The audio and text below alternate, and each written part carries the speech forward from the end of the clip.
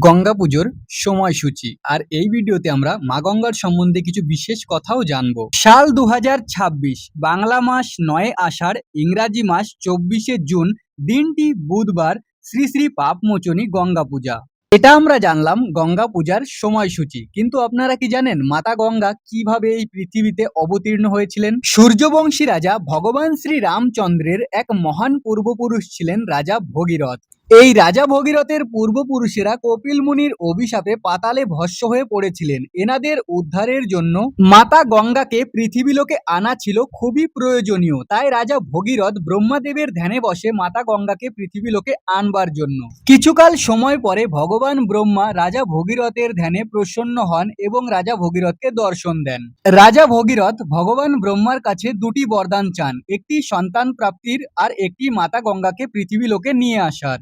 ভগীরথের সন্তান প্রাপ্তির বরদান তো ভগবান ব্রহ্মা সহজেই পূর্ণ করে দেন, কিন্তু মাতা গঙ্গাকে পৃথিবীলোকে নিয়ে আসা এতটাও সরল ছিল না, কারণ মাতা গঙ্গা কখনোই পৃথিবীলোকে আসতে চেয়েছিলেন না। তবে কিভাবে রাজা ভগীরথ মাতা গঙ্গাকে পৃথিবীলোকে নিয়ে এসেছিল? এই ঘটনাটির সাথে ভগবান মহাদেবও যুক্ত আছেন, আর এই ঘটনাটির সামনে আরো বেশি ইন্টারেস্টিং, যা আমরা পরের ভিডিওতে জানবো, কারণ এই ভিডিওটি হয়েছে অনেকটা বড়। তো দেখা হচ্ছে পার্ট 2 তে। সকলে ভালো থাকবেন। রাধে কৃষ্ণা।